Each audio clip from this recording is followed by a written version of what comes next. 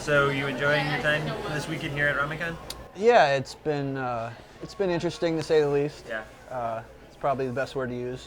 What is it about Ramencon that kind of resonates with you? How many times have you been here? Ramencon, this is actually the third year I've come to this one. Yeah. Pretty much just because it's so close to where I live, and I'd just use any excuse to go and hang out with other cosplayers and friends and stuff that happen to come out here. So going off the name only, because I've never been, my assumption being that it's more anime related. Yes. Is that kind of that's pretty much it? Yeah. So are you part of that culture as well? You're into the anime side? Actually not really. I'm not really very big into anime at all. So it's more of a social con for you. Exactly, yeah. I know nothing about anime, I'll just say. I know like the basics, like Full Metal Alchemist and just the more mainstream ones. Uh-huh. So Matt, you're here at Ramencon. What is it you do for a living professionally? As far as like work goes, I work in the produce department of local grocery store in Northwest Indiana. They're kind of branching out to Chicago. It's not one of those, like wake up every day and absolutely dread going to work type things. Well, I mean, some days it is, but the best part about it is, the people that I work with have always been like pretty cool and stuff. I tell them what I do. I'm not, ashamed of it or anything. I really don't care, like what anybody thinks about it. But opinion's been pretty good. So we got to hit one of the basic questions, which is always, what gets you into costuming? Did you get into costuming because of resemblances, because of characters you enjoy? Honestly, that's probably the exact reason as to why I started, actually getting into it more seriously. I was kind of backwards in the way that I decided to cosplay the character before actually watching the show, and then by doing that, it actually got me more into the show. With We Are Cosplay, we first encountered you at the St. Patrick's Day parade we did with C2E2, right? I was trying to figure out like a first, like good, a good first costume to do. I had a lot of friends that I knew that dressed up, and I always thought it would be kind of fun. Yeah. But I've always been kind of introverted, and I always like very shy and like in front of public and stuff, and so I didn't really know if I had enough confidence to actually do it. I was just trying to make a list of pretty easy characters to do for the first time. I happened to look up like Doctor Who and stuff. My girlfriend at the time was watching it, so I noticed the Ninth Doctor, Chris Eccleston. I'm just like, that seems like it would be a pretty easy costume to do.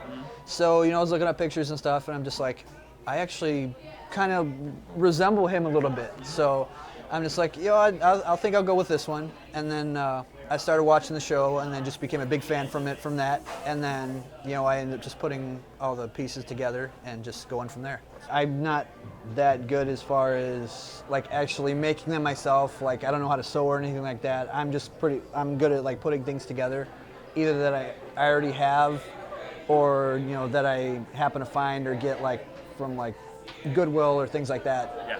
I mean, I try to be as accurate as I possibly can. I want to try to get as close as I can, like with my Doctor Who coat. I actually got like the actual design that he wears instead of just getting like a regular like leather jacket. What other licenses or characters are you into, film-wise, comic book-wise? I also am part of a shield group that we put together called Shahidi. To give a shout out to all of them, those are my shield buddies. We always have a big group at C2E2 and Wizard World and stuff, and that's always fun. So did you gravitate to that cosplay, same thing like your Eccleston, where it's kind of that resemblance?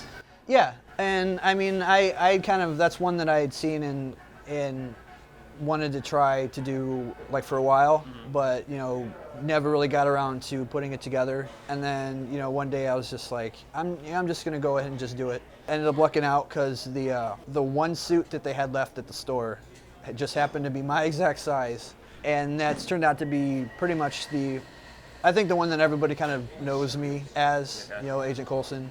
Let's run down the list of who have you. So we've hit Coulson, we've hit. Do you do a particular Aquabat, or is it a name, or just an Aquabat? Just Aquabat. Okay, I mean, I don't do a particular one. I mean, like I said, they have like different, names and personalities and stuff, but I just do a general one. And then Eccleston as the ninth. Yes. So what else is in your repertoire? I do, actually one that I've been doing a lot more lately is Casey Jones from Ninja Turtles. TMNT, Yes. which incidentally, I just happen to have the shirt on, amazingly. Our last episode of Coffee with Cosplayers, Christine Shelton Yes. was wearing a TMNT. I actually have to give a shout out to Christine and Steve-O. They're my TMNT trio, our little crew. The most recent one has been, I've done Professor X.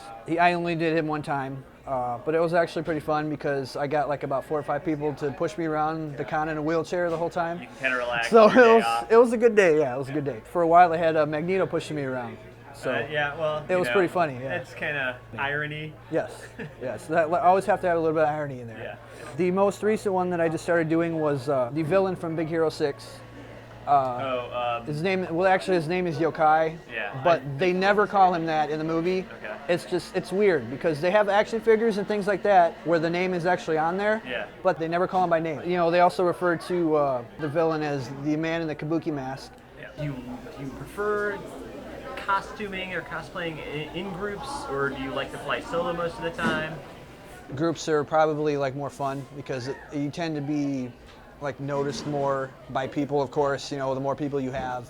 The one bad thing about groups that I've noticed is that the more people you have, the harder it is to keep everybody together. Sure. I think out of the two, I do prefer the group just because a lot of the times everybody will like know each other. Yeah. And it's just hanging out with, a bunch of people is just a lot more fun. I mean, you don't really think about it like how many people actually have like the same interests that you do, and it's just it's a good way for people to kind of socialize more too. So we're at Ramencon. You mentioned being here a few times. Is there a con kind of annually you look forward to?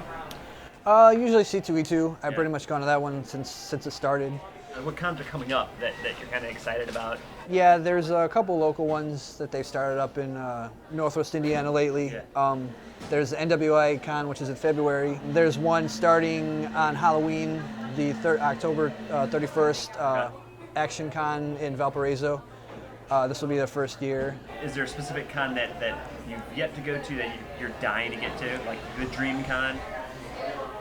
I mean, everybody always, talks about wanting to go to San Diego. I think out of everything that I haven't been to yet, I'd say probably I'd at least want to try and go to Dragon Con at least one year because I've never been there. And with the way like my work schedule is set up, working retail, being that it's on a holiday weekend, I'll never be able to actually get it off to be able to go. So that's kind of one that I would like to go to someday, just to kind of, everybody talks it up a lot and says how great it is. So I mean, I like to check that one out sometime. So speaking of dream conventions that you want to get to one day, is there a dream project? Here's a blank check. What costume you taking on?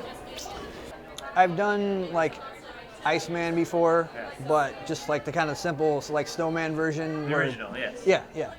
It didn't work out too well because I couldn't see a thing, but I like to do like a different version of like Iceman, or I would really like to do like kind of a more obscure character from the 90s, Darkhawk.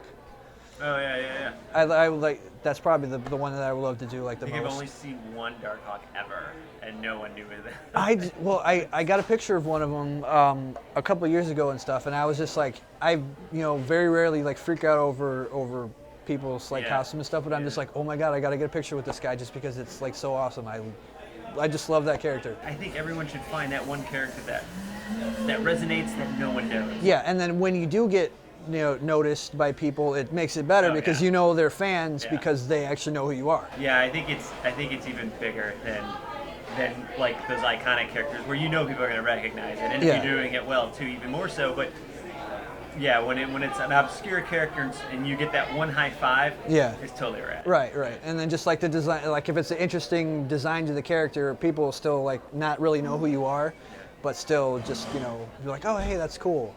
The subject of drama always comes up when people talk about the culture of cosplay. What other hot topic or important issue do you see yourself contending with? If you want to dress in a costume, like no matter like what you look like or like how much you weigh or if you're male or female, just do it. Yeah. Just go out and do it. I mean, don't care about what anybody thinks. Everybody loves the same thing, so I don't understand why there's certain people that go out of their way to you know, put other people down and make fun of other people. And I feel bad for the people that do have to deal with it, just because, you know, like the whole bullying thing, internet bullying and things like that. I don't think it should happen, but I don't have to deal with a lot of that stuff because I try to avoid it as much as possible. Yeah.